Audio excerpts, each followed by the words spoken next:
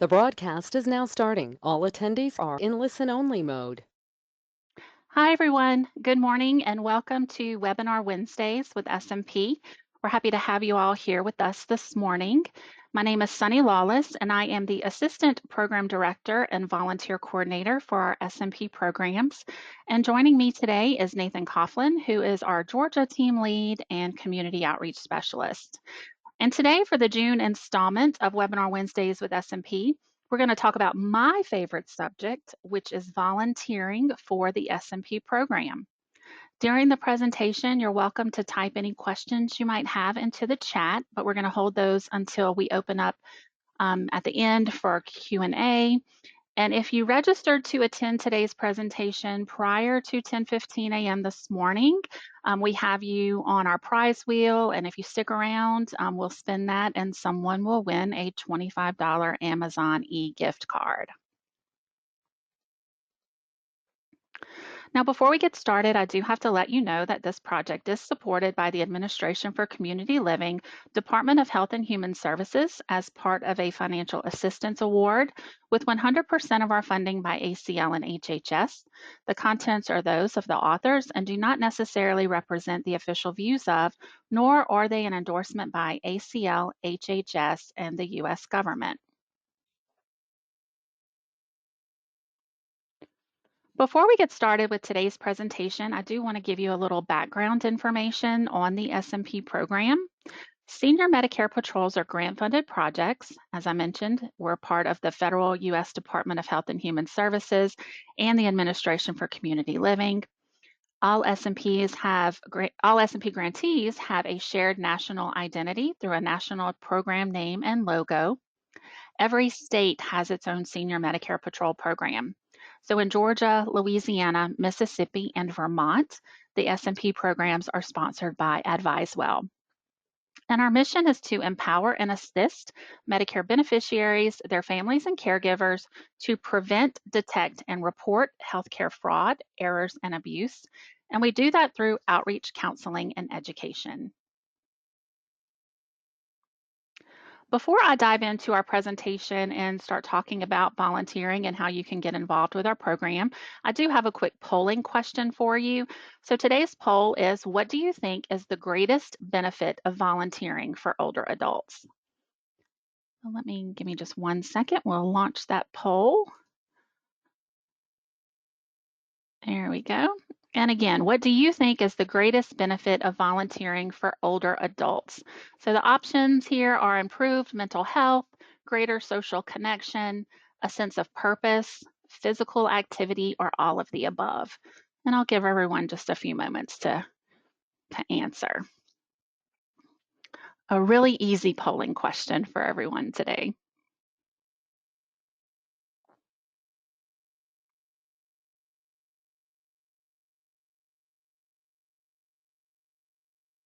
All right, I'm going to give it just a few more seconds and we'll close the poll.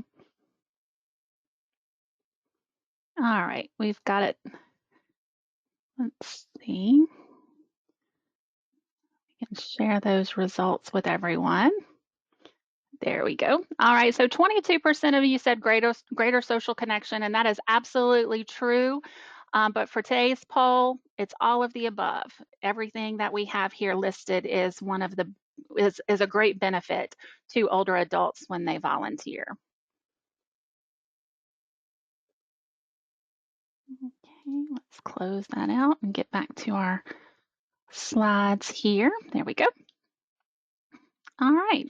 So the answer, as I mentioned, is E, all of the above, and I'm going to tell you why. We're going to talk about some of those benefits for volunteering. So yes, it is good for your mental health.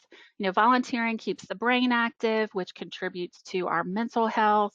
Meaningful and productive activities can help make us feel happier and give us a more positive outlook on life.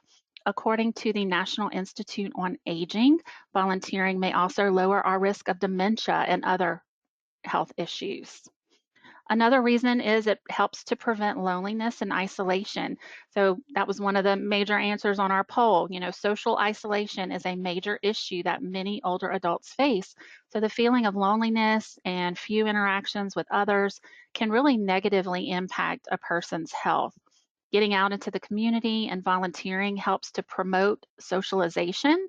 Plus, individuals who engage in volunteering activities experience shorter courses of depression than those who do not, and that's according to the Corporation for National and Community Service. And it also gives us a feeling of purpose. As we grow older, our sense of purpose might begin to fade. Our children grow up, they move out of the house, we retire from our jobs, and some physical activities might become more difficult. Regaining a feeling of purpose through volunteering can help us feel recharged with a new zest for life. And it can also be a motivating factor for setting and accomplishing other goals. And then another benefit is that it helps us to meet new friends. Life changes. Sometimes we move to a new neighborhood or maybe we retire from a career. That can make finding friends to spend time with difficult. Volunteering is a great way to meet new people with common interests. By working together towards the same mission, you can build friendships with like minded peers who are finding creative solutions in your community. And then volunteering for older adults increases physical activity. Physical activity is really important when it comes to staying healthy and independent as we get older. Volunteering keeps you moving, whether you're serving meals at a shelter, helping to clean up your local parks, or walking around the neighborhood with someone as a companion. And then it also helps us learn new skills. So sometimes monotony can make life a little dull. You might find yourself bored with too much time on your hands, and volunteering might be just what you need to spice things up. And many volunteer activities allow you to try things that you've never done before and helps you learn new skills. So take a look at opportunities that are a little outside of your comfort zone.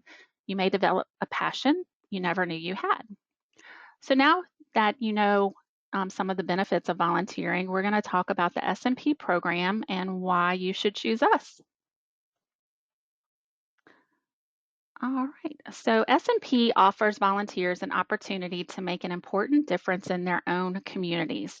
Volunteers take pride in working to ensure that the Medicare program will be protected for future generations.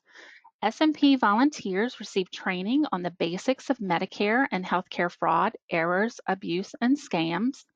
Once their training is complete, they are better aware of scams that affect some of our most vulnerable beneficiaries.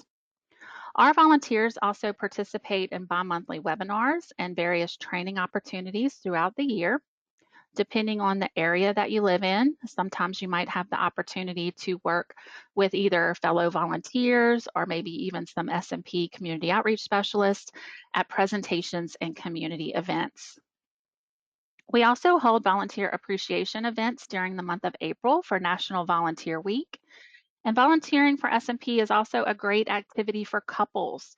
You can work together with your spouse or partner to give SMP presentations or attend health fairs.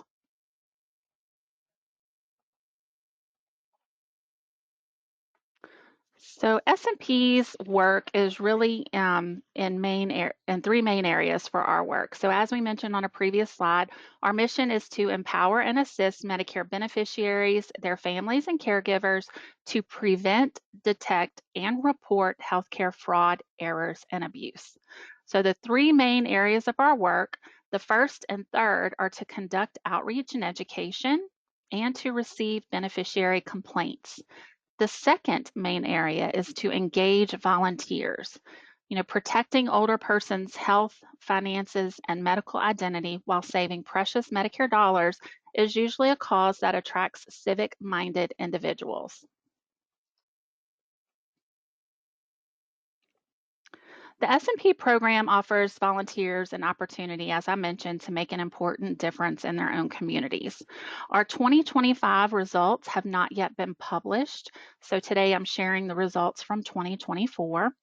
In 2024, the S&P projects had a total of 5,643 active team members who conducted 22,752 group outreach and education events, which helped SMP to reach a little over 1.17 million people. In addition, the SMP projects had almost 284,000 individual interactions with or on behalf of a Medicare beneficiary. The S&P projects reported over 35 million in expected recoveries to the Medicare program. Cost avoidance totaled over 99,000, while savings to beneficiaries and others totaled over $4,000 for all S&P projects. So that's just some information on our results for the program for 2024, and our 2025 results should be published soon. There are several ways that someone could become involved with the SMP program as a volunteer, and we're going to take a look at the 3 opportunities that we currently have available. Those are staffing exhibits, giving group presentations, and becoming a community fraud fighter and distributing information. So the first one we're going to take a look at is staffing exhibits. It's basically just as it sounds. These volunteers help us by staffing tables at events like health fairs, resource fairs, and other community events where we're going to be able to reach Medicare beneficiaries. SMP provides all of the materials for the volunteer to use, like a tablecloth, brochure, and giveaways. Volunteers in this role set up a table and they just provide general information about SMP to the public, and they answer basic questions. As you can see in the photo, this is one of our Louisiana volunteers, and she is at the SMP table handing out literature and talking to the folks who come through about the SMP program and about Medicare fraud. The second volunteer opportunity that we have is group presentations. These volunteers are trained to give group presentations on SMP topics to small and large groups. Presentations usually last anywhere from 15 to 20 minutes, and these volunteers may interact with the audience by answering questions and through discussion. We sometimes host bingo at sites where we give a very short presentation on the SMP program and then follow up with a few games of bingo. We provide all of the materials for both the presentations and bingo, including bingo prizes. You will hear a sample presentation. So Nathan is going to talk a little bit more about Prevent, Detect, Report. And that's really just a sample presentation that we typically would give out in our community. But we also have other fraud talk topics for volunteers to choose from. So each month we have a different topic, and they range from anywhere like identity theft to durable medical equipment fraud.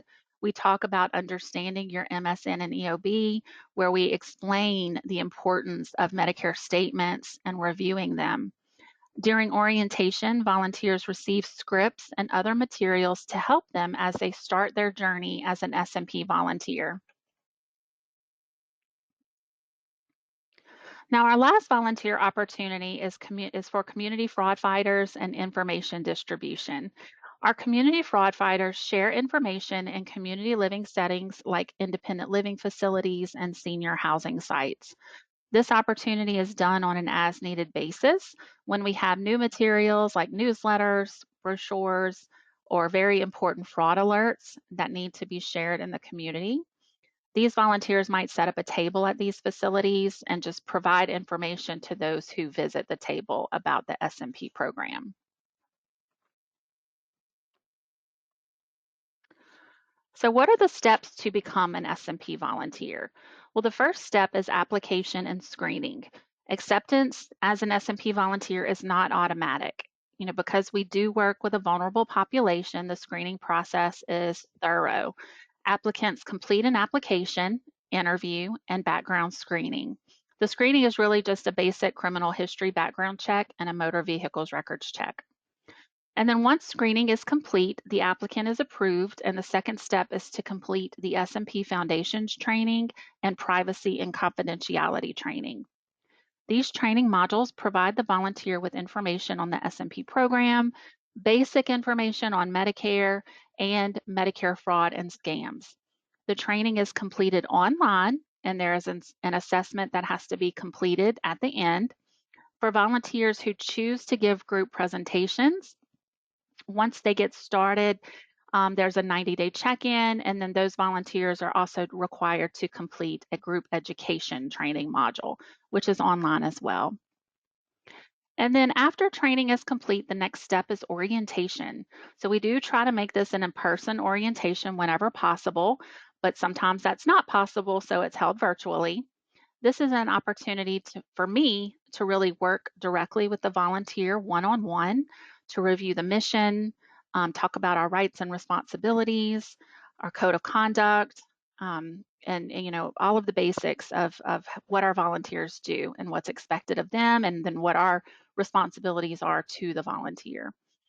Orientation is also when we review procedures on how volunteers submit their activities for the month, such as the presentations they gave, the community events they attended, interactions with beneficiaries, and how many people they reached at all of those. This graphic shows you some of the ways that you can be involved as a volunteer. You can conduct outreach and education, complete continuing education trainings, attend and participate in our bi-monthly volunteer exchange webinars, attend and participate in our yearly appreciation events, and also complete training and screening refreshers when the time comes for you to do so. So let's talk a little bit about the time commitment. Volunteering for our program is extremely flexible, and it's done on an as-needed basis. As presentations and events are added to our calendar, volunteers are offered the opportunity to attend and always have the option to decline if they're not available at that particular day or time. Volunteers really determine how often they'd like to participate in SMP activities. However, we do ask that they commit to volunteer for the program for at least a year because screening and training is so involved. And scheduling events can sometimes be tricky.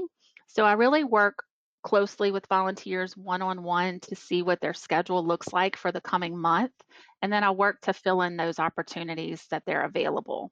And then we also encourage volunteers to find opportunities on their own in their own community. So you might be aware of a senior group or senior housing site that we haven't visited yet. Or maybe you hear about a health fair that's coming up in your area that you feel SMP should be a part of. So we're always, you know, as I mentioned, working one-on-one with the volunteers and really encouraging them to bring those events and locations to our attention so we can make sure that we're covering everyone in their community.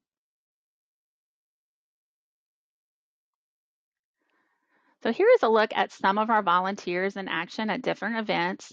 As you can see, these volunteers are working a community event where a table is set up and they're handing out SMP information.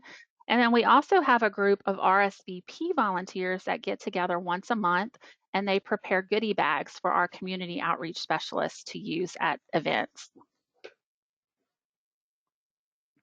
And then here are some photos from past volunteer appreciation events that were held in April to celebrate National Volunteer Week and month.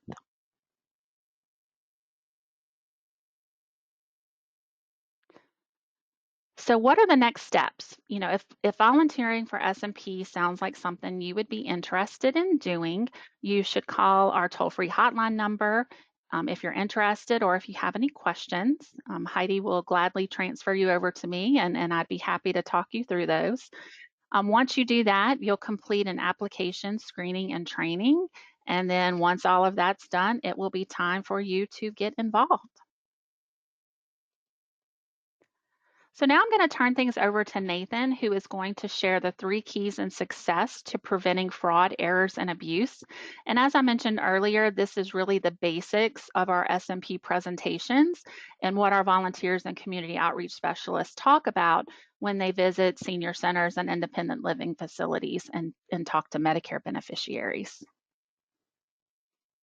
Good morning. Thank you for the introduction, Sunny. Again, my name is Nathan Coughlin. I am the team lead outreach specialist for the SMP program in the state of Georgia. So we're going to talk about preventing Medicare fraud.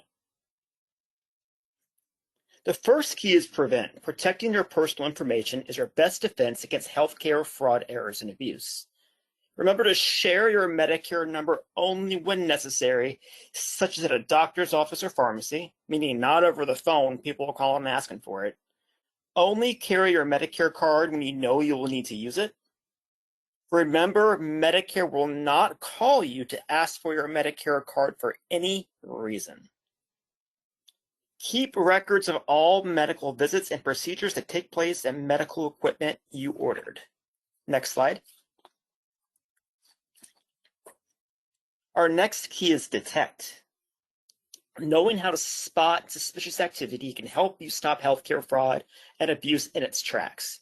I know a lot of you on this phone call probably think I protect my Medicare number very well.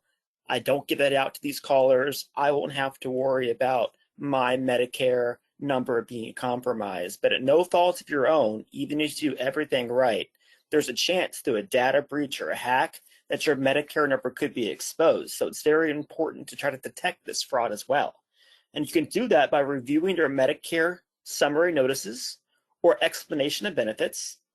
Your Medicare summary notice is mailed to you by Medicare every 6 months.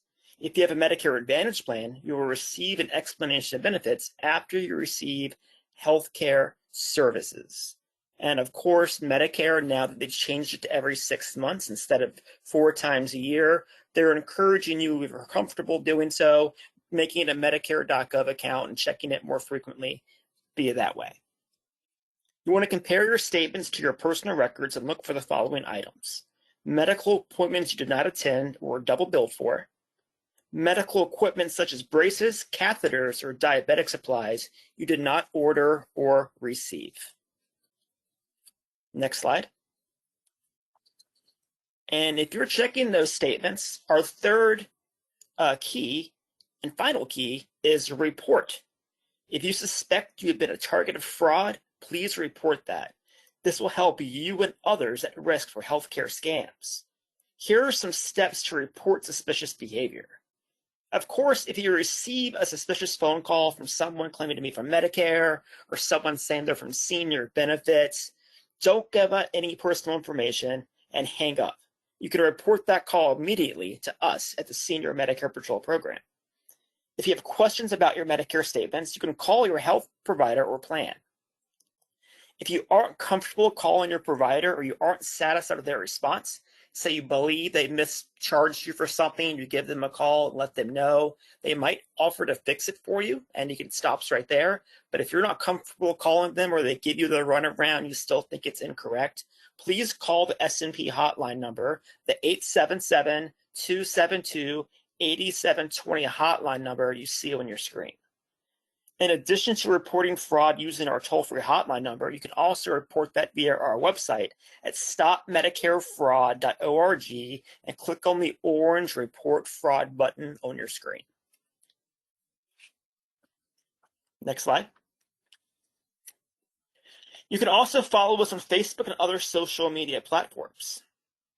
Just scan the QR code on the screen using the camera on your cell phone to be guided to our social media platforms, including Facebook.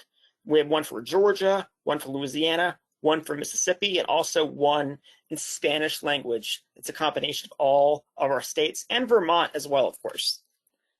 YouTube and our podcast, Sip and Learn with SMP on Spotify and Apple Podcasts.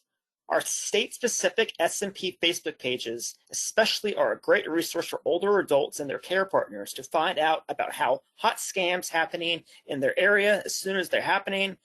And we learn about them, and we also learn about these scams from people call and report them to us. That's when we learn about them. So it's very important. Not only are we educating you, you also educate us when you call and let us know what you see happening in your community scam-wise. As mentioned in the previous slides, we have a toll-free hotline number, 877-272-8720. You can call to report potential healthcare fraud or to ask us questions about potential fraud, and even to request we attend your event or speak to your group on our fraud prevention message. Senior Medicare Patrol cannot be successful in fighting Medicare fraud without the reports from people like yourself and invites allowing us to reach older and disabled adults and their caregivers in your community. Additionally, you can visit our website, stopmedicarefraud.org, for more information about the SMP program in your state. Our website can be viewed in multiple languages by adjusting the language tab at the top right of the screen. Sunny? All right, Nate, thank you, Nathan, for sharing that information with us. And as I mentioned earlier, the Prevent, Detect, Report piece is really just the staple SMP presentation. We talk about Prevent, Detect, Report each time that we are out there doing education sessions with seniors. And then additionally, we talk about other topics as well. So with that in mind, coming up next month for Webinar Wednesdays, our topic is going to be durable medical equipment fraud and scams. You can ask yourself this question when you see a suspicious charge on your Medicare summary notice is, did the doctor order this? Did they order this for me? Durable medical equipment fraud is something that is always evolving. It never really goes away. Right now, we're seeing an increase in calls regarding urinary catheter scams. So this is a very relevant topic for us, and we'll be sharing information with you on that. It's scheduled for July 29th at 10:30 Central, 11:30 Eastern. So just be on the lookout. We'll send registration information for that at a later date.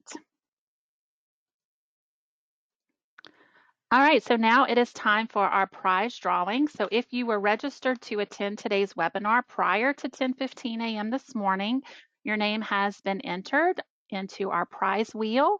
So give me just one moment and we'll share that with you all now. And let me open the attendees screen. That way you do have to be present to win. So let's go ahead and give it a spin and hopefully our winner will be here today.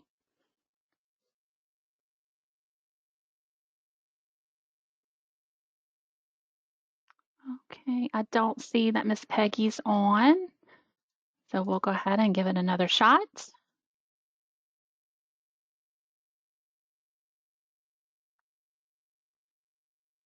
All right, well, congratulations, Megan. I will reach out to you later this morning and make sure we have the correct email address so we can give you that card. It looks like you have your hand raised. I've unmuted your line. If you want to unmute your phone, you can. Oh, I was just going to say thank you. Oh, okay. All right. Well, thank you. You're welcome. We're glad to have you here with us this morning. All right. And I'll reach out to you later just to make sure we have the right email address for you. All right, everyone. So that is going to wrap up today's presentation. So I do want to open it up for a question and answer. So if you have a question today about volunteering for SMP or another question about the SMP program, please feel free to raise your hand and I'll unmute your line and you can ask us. You can also type something into the chat if you would prefer to do that. We'll give everyone just a few moments to think about that if they have a question so they can raise their hand.